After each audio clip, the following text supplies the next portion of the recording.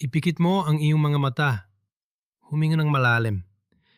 Ipagpalagay mong ikaw ay lumulutang sa gitna ng walang hanggang kadiliman. Milyon-milyong kilometro ang layo mula sa ingay ng iyong kwarto, sa mga problema ng araw-araw, at sa nakakapasong bilis ng mundo. Sa ating pag-iisip, ang kalawakan ay isang perpektong vacuum, isang lugar kung saan ang katahimikan ay ganap at walang hanggan. Ngunit paano kung ang katahimikang ito ay isang malaking ilusyon lamang? Paano kung sa labas ng makapal na salamin ng isang spacecraft, merong isang nakapanging ilabot na awitin na palihim na umaalingaw sa gitna ng mga bituin? Ngayon, pag-uusapan natin ang isang natatanging pangyayari sa misyong Artemis II. Isang lihim na tunog ang naitala sa labas ng kanilang barko. Isang tunog na sa unang dinig ay nakakatakot. Ngunit sa huli ay magdadala sa iyo sa isang malalim na pagkaunawa sa kalawakan at magbibigay ng hindi inaasahang kapayapaan sa iyong isipan. Hayaan mong gabayan kita sa paglalakbay na ito.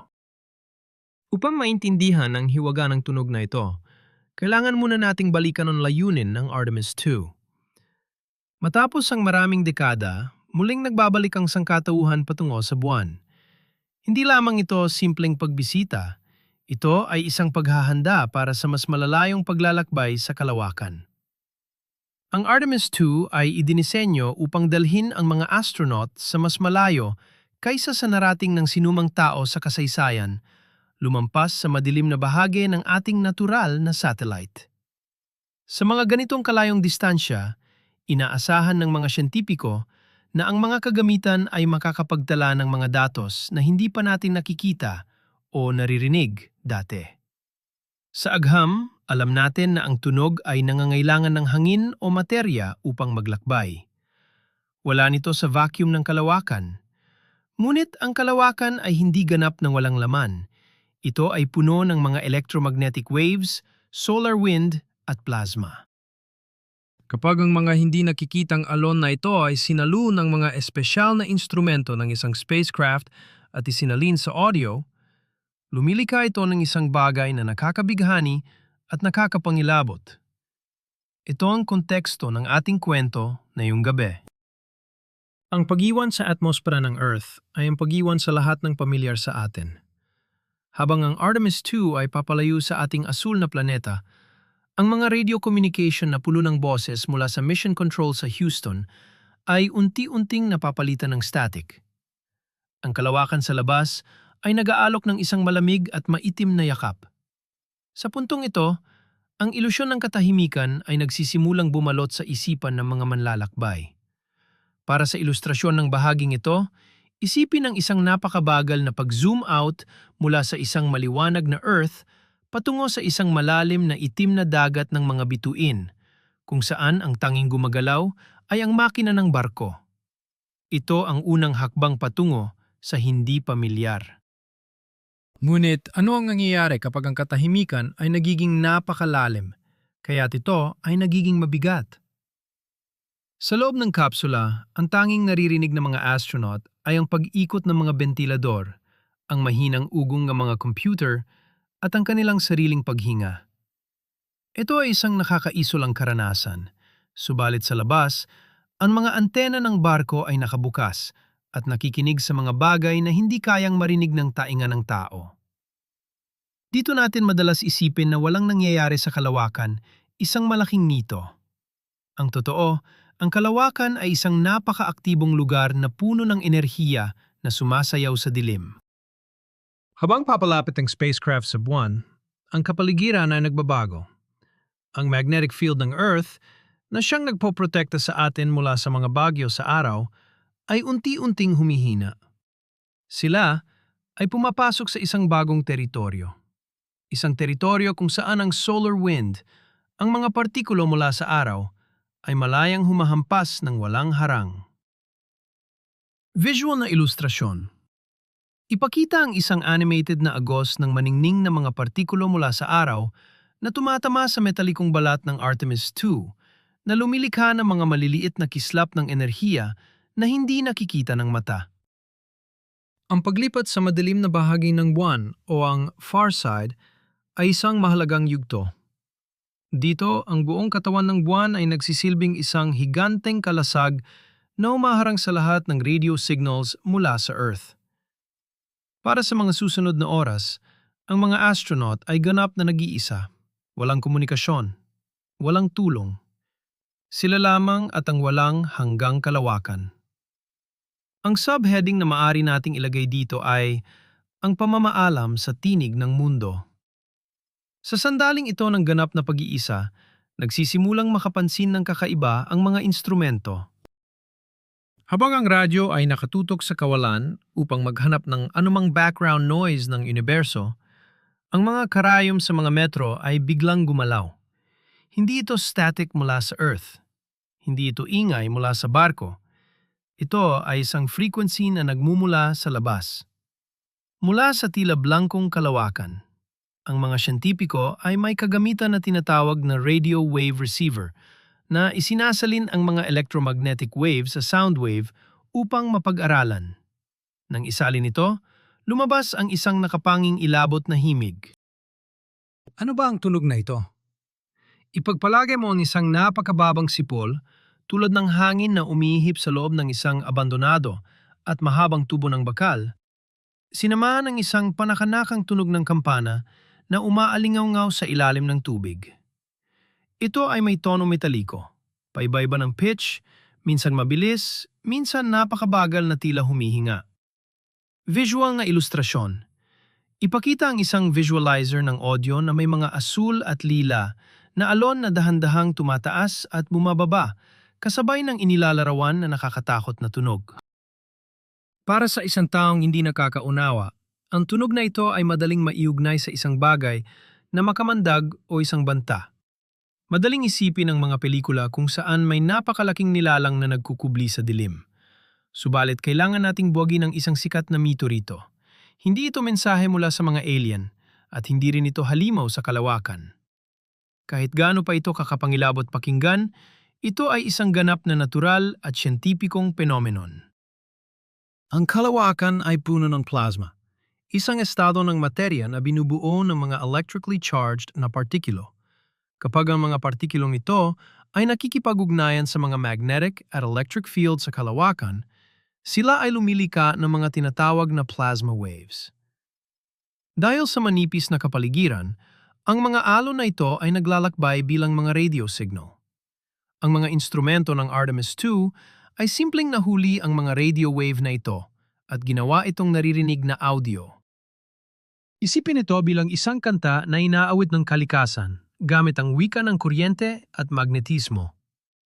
Ang solar wind na tumatama sa magnetosphere ng buwan o ng mga kalapit na reyon ay nadudulot ng panginginig sa plasma. Ito ang lumilika ng malakas at metalikong sipol. Visual na ilustrasyon. Isang malapitan at mabagal na kuha ng mga di nakikitang magnetic field lines na nanginginig at umiilaw tuwing tinatamaan ng hangin mula sa araw na tila mga kwerdas ng isang higanteng cosmic na gitara. Sa kabila ng siyentipikong paliwanag, hindi maikakaila ang epekto ng tunog na ito sa isipan ng tao. Ang pagupo sa loob ng isang maliit na kapsula habang tinitingnan ang walang hanggang kadiliman at pakikinig sa isang tunog na napakalungkot at napakalawak ay nagdadala ng isang uri ng existential dread. Ito ay nagpapaalala sa atin kung gaano tayo kaliit. Ang subheading dito ay ang bigat ng walang hanggan sa isang pag-iisip. Subalit, kung pakikingan mo ito ng mas matagal, ang takot ay unti-unting mapapalitan ng kapayapaan. Ang nakakatakot na sipol ay nagiging isang hypnotic na ritmo.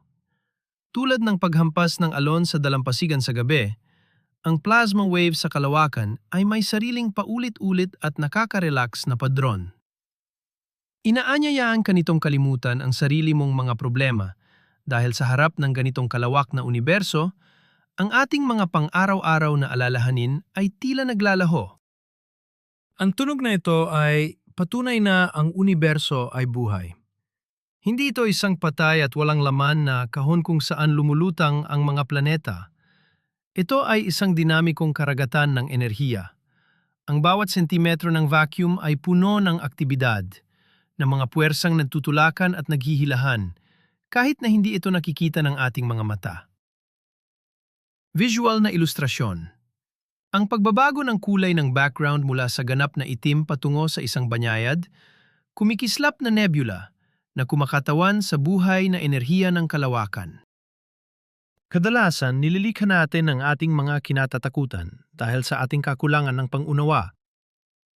Naramdaman ng tao na ang kalawakan ay nakakatakot dahil ito ay malamig at madilim. Ang tunog na naitala ay tila sumasang-ayon sa takot na yon sa simula. Ngunit habang naunawaan natin ang pisika sa likod nito, ang tinatawag nating nakakatakot ay nagiging karingalan. Isa itong paalala na ang katotohanan ay madalas na mas maganda kaysa sa ating mga bangungot. Ipagpalagay natin ang pakiramdam ng mga astronaut sa pagkakataong iyon. Sila ay nasa madilim na bahagi ng buwan, ang tanging mga tao sa lugar na iyon. Ang pagkakarinig sa cosmic na awiting ito ay tulad ng isang pribadong konsyerto na ibinigay ng universo ng eksklusibo para sa kanila. Ito ay isang pribilehiyo. Ang katahimikan na inaasahan nila ay napalitan ng isang patunay ng presensya ng kalikasan. Marami sa atin sa Earth ang naghahanap ng katahimikan sa pamamagitan ng paggamit ng mga noise-canceling headphones o pagpunta sa mga nakahiwalay na lugar. Ngunit ang tunay na katahimikan ay hindi ang kawalan ng tunog.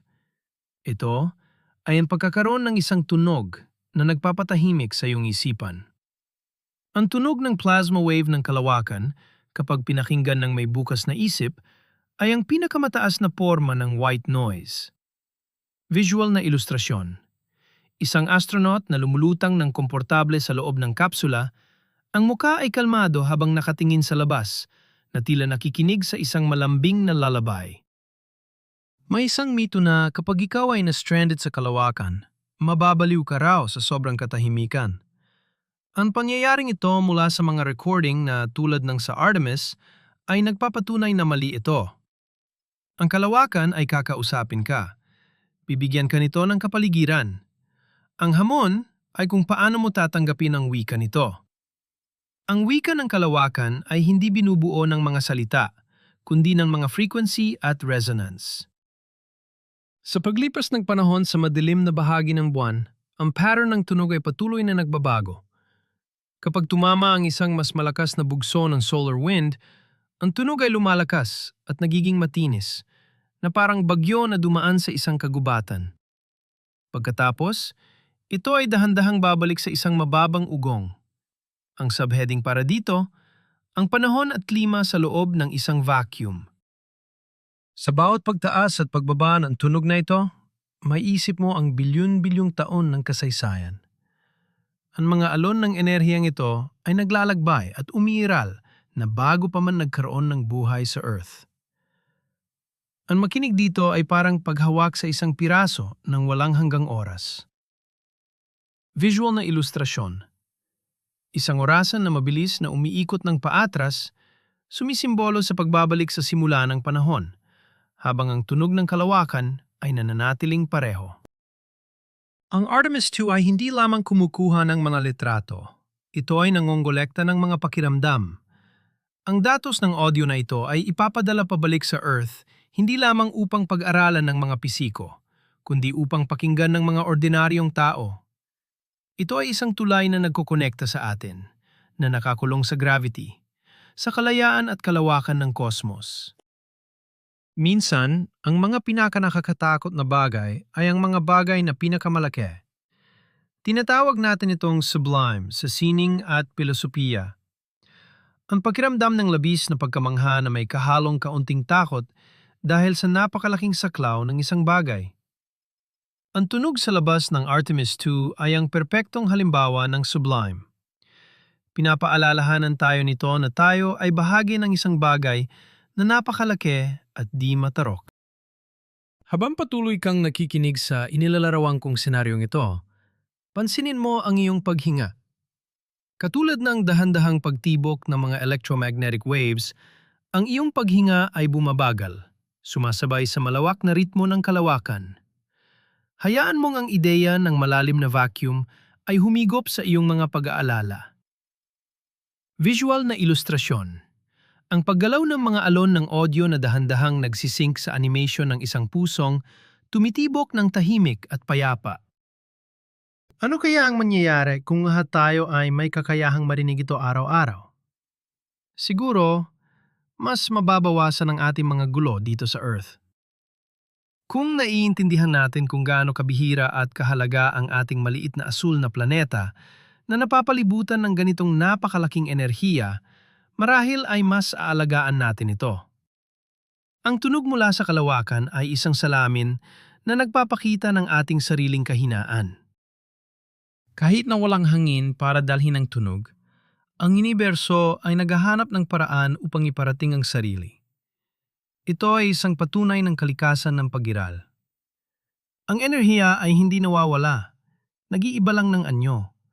Mula sa sikat ng araw, patungo sa plasma, patungo sa radio waves, at sa wakas, sa pamamagitan ng ating teknolohiya, patungo sa ating mga tainga. Isang magandang kadena ng mga kaganapan. Habang ang misyon ay nagpapatuloy at ang Artemis 2 ay naghahanda upang muling lumabas mula sa madilim na bahagi ng buwan, isang pakiramdam ng inaabangan ang nabubuo. Ang subheading natin, ang paghihintay sa liwanag. Alam ng mga astronaut na malapit na nilang muling makita ang Earth at marinig ang mga boses ng kanilang mga kasamahan. Unti-unti, ang signal mula sa mission control ay bumabalik. Una ay puro static, tapos ay putol-putol na mga salita, hanggang sa marinig na muli ang malinaw na, "Artemis, we read you." Ang nakapanging ilabot ngunit mapayapang tunog ng kalawakan ay sinapawan ng pamilyar na ingay ng teknolohiya ng tao. Visual na ilustrasyon. Ang biglaan paglabas ng araw mula sa likod ng buwan, nagpapaliwanag sa loob ng kapsula at nagbabalik sa mga astronaut sa katotohanan. Ngunit kahit na bumalik na ang komunikasyon, ang narinig nila sa labas ay hindi na mabubura sa kanilang memorya. Alam na nila ngayon ang lihim na awit na kinakanta ng universo kapag walang nakikinig. Ang katahimikan ay nabigyan ng kahulugan. Para sa kanila, ang kalawakan ay hindi na kailanman magiging isang tahimik at nakakatakot na lugar. Ang pagtuklas ng mga ganitong audio recordings sa mga space mission ay patuloy na bumabago sa ating pananaw. Inaalis nito ang malamig at makinaryang paningin natin sa kosmos at pinapalitan ito ng isang mas malambot, mas patula na pananaw. Tayo ay nabubuhay sa isang musikal na universo kung saan ang bawat planeta at bituin ay may sariling frequency na idinaragdag sa symphony. Dapat nating yakapin ang mga misteryong tulad nito. Sa halip na matakot sa hindi natin alam, maaari natin itong gawing instrumento ng pagpapahinga. Ang susunod na makaramdam ka ng stress, ipikit mo lamang ang iyong mga mata at isipin ang mga hindi nakikitang plasma waves na dahan-dahang humahampas sa labas ng ating mundo. Hayaan itong maging kanlungan ng iyong kapayapaan. Visual na ilustrasyon para sa huling bahagi. Isang malayang pagtingin sa buong solar system, pinaliliit hanggang sa buong Milky Way, habang ang mga imahe ay mabagal na umiikot. Ito ay sumasagisag na ang tunog na narinig ng Artemis 2 ay isang napakaliit na bahagi lamang ng mas malaking koro ng kalawakan. Isang paalala na marami pa tayong aabangan. Ang kalawakan ay tila isang malawak na itim na karagatan at tayo ay mga manlalayag lamang na nakikinig sa awit ng mga alon nito. Ang naging karanasan sa mga instrumentong nagtala ng electromagnetic waves ay nagpapatunay na walang lugar sa ating universo na talagang patay. Mayroon at mayroong magpapaalala sa atin ng buhay kahit sa pinakamadilim na sulok pa ito matagpuan. At sa ganung paraan, ang tila nakakatakot na misteryo ng kalawakan ay naging isang napakagandang kwento ng kapayapaan at siyensya. Ang tunog na naitala ng mga instrumento sa labas ng misyong Artemis 2 ay hindi isang babala ng panganib, kundi isang paanyaya na pakinggan ang tahimik na simponya ng universo. Kapag naintindihan natin na ang mga uugong at sipol na ito ay ang simpleng sayaw ng enerhiya, plasma at solar wind, ang takot ay nagiging malalim na paghanga. Salamat sa pagsama sa akin sa paglalakbay na ito papunta sa madilim na bahagi ng buwan at pabalik. Sana ay nakatulong ang kwentong ito upang mas maunawaan mo ang kalawakan at nagbigay ng katahimikan sa iyong isipan bago ka magpahinga. Kung naroon ka sa loob ng Artemis 2 at narinig mo ang awiting iyon ng Sansinukob, ano kaya ang mararamdaman mo? Takot ba o karingalan? Ibahagi ang iyong mga naisip sa comment section sa ibaba at huwag kalimutang mag-subscribe para sa mas marami pang nakaka-relax at nakakagulat na mga pagtuklas tungkol sa ating kamanghamanghang universo.